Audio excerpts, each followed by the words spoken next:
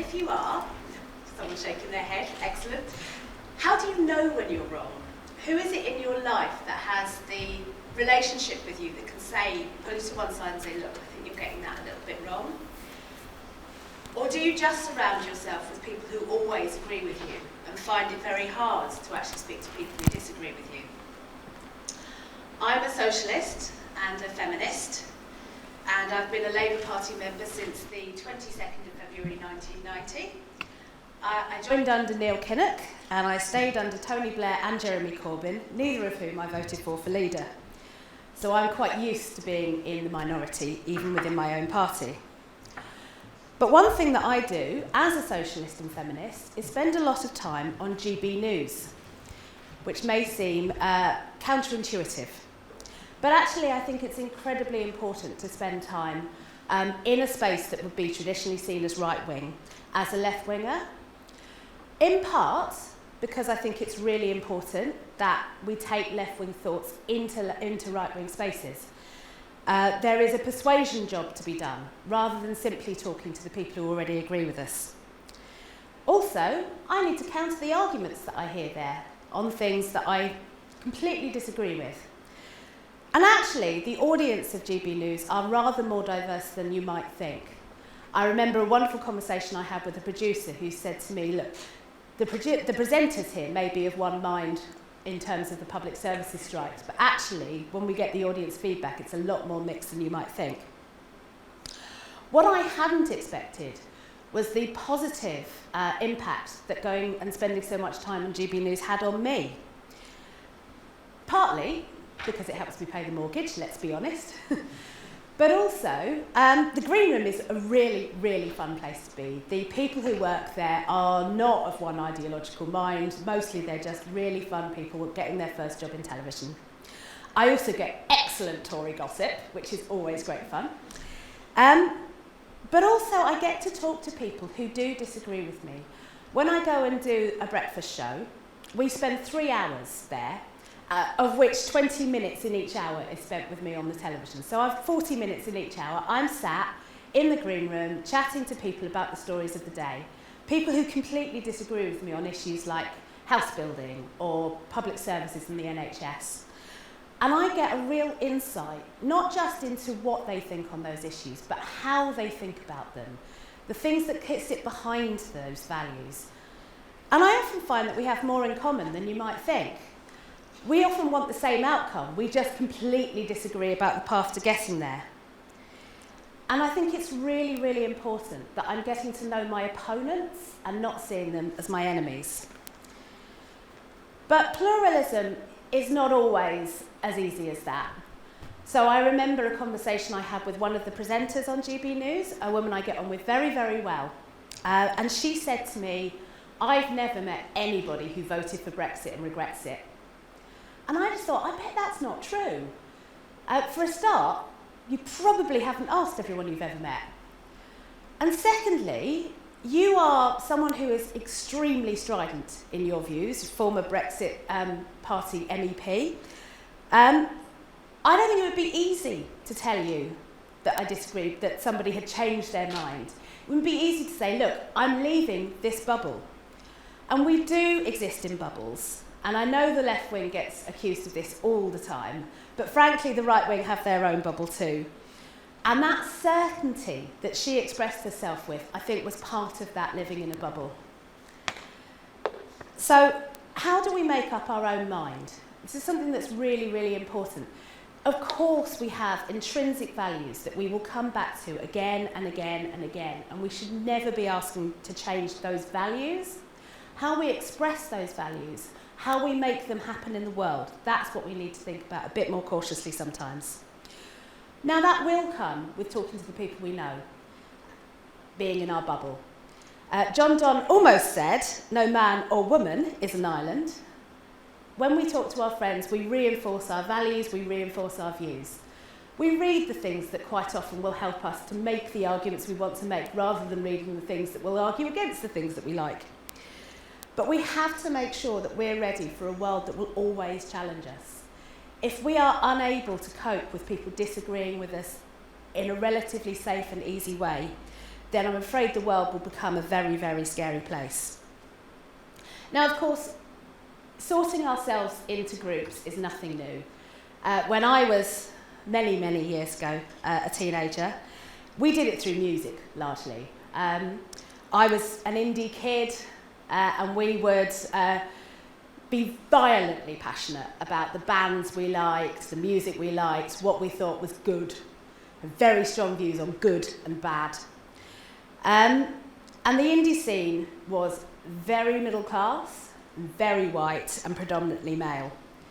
And I remember an incident so clearly where there was a band called Credit to the Nation that were a black-fronted band, and they sampled Nirvana's Smells Like Teen Spirit, you know, that amazing guitar riff that everyone down, down, down, down. Absolutely the most important guitar riff that has ever been in history, and I will fight anyone who says otherwise. But they sampled that riff on one of their songs, and I remember everyone pouring onto the dance floor because those guitar chords hit, and then being so angry that it wasn't the song they were expected, that they marched again off the dance floor. Now, boil that down to the basics.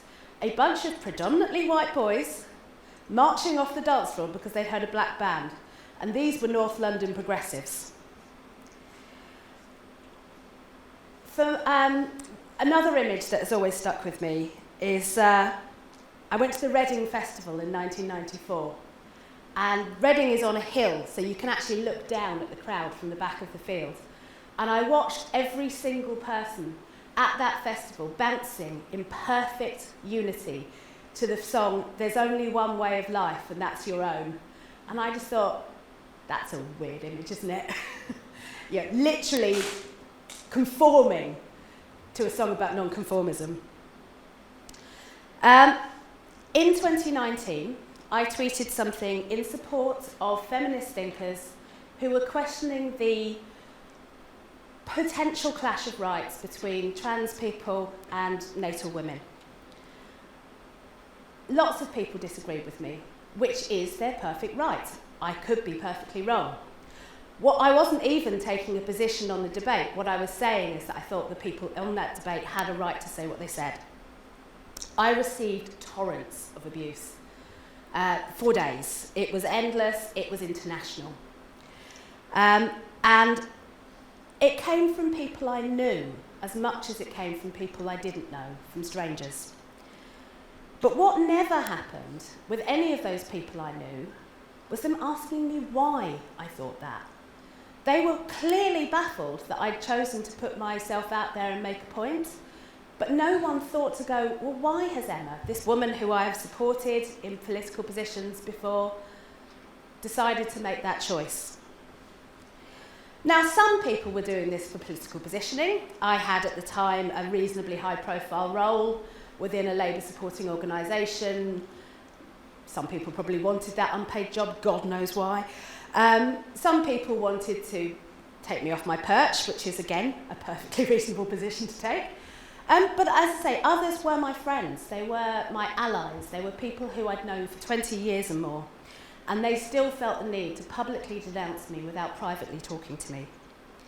So once again, in the words of the Levellers, I looked back onto that hill and I thought, you're all moving in perfect uniformity without actually thinking about what that means.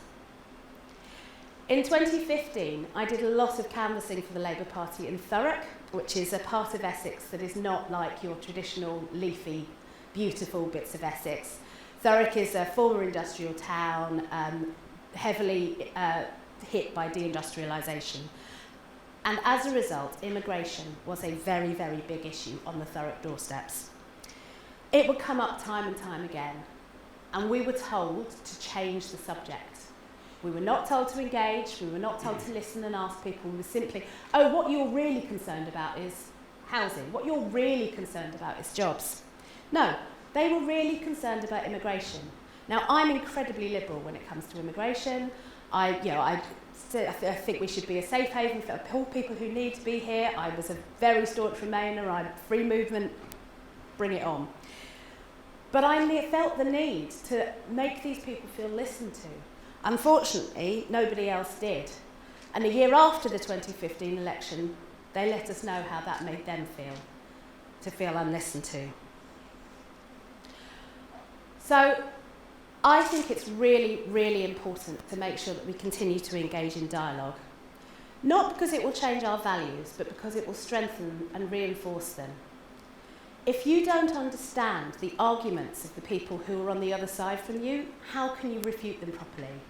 If you simply close yourself off and say no debate, then you will never ever be able to win an argument because you've simply chosen not to have it. And actually, dialogue is incredibly important. This year it's the 25th anniversary of the Northern Ireland peace process, the Good Friday Agreement. Those were two groups of people who were literally trying to kill each other.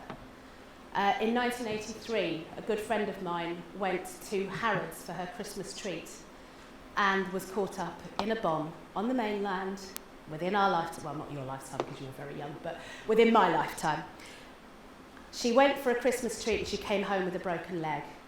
And that was a very real part of my growing up. So the fact that 25 years on, the peace in Northern Ireland has actually, with a few obvious exceptions, held, is an extraordinary thing to me. The fact that we had two people in the Stormont Assembly who had previously supported opposing terrorist groups and were now known as the Chuckle Brothers because they sat and talked and laughed together so much, that is how change happens. Now, I have complicated thoughts about no platforming. I think it should be incredibly rare, but I also accept that I say that as a middle-class white person who rarely feels physically threatened by the kind of platformed hate speech that I would probably suggest is less good. But I do think it should be rare. I do think no platforming has become too widespread, and it leads us, forget about the people cancelled, uncancelled, whatever term you want to use. Forget about them. Think about the impact it has on you, on your thinking, which just becomes shallow if it's not challenged. Everyone has the right to disagree with me. You've probably disagreed with something I've said today. You'll probably disagree with something I said yesterday. You'll almost certainly disagree with something I say tomorrow. And that's fine. But let's have the disagreement. Not unthinking, not unchallenging, not rudely. There is no need to be violent to me. I'm little and I can't, well, not little, but I'm short. But we can talk to each other.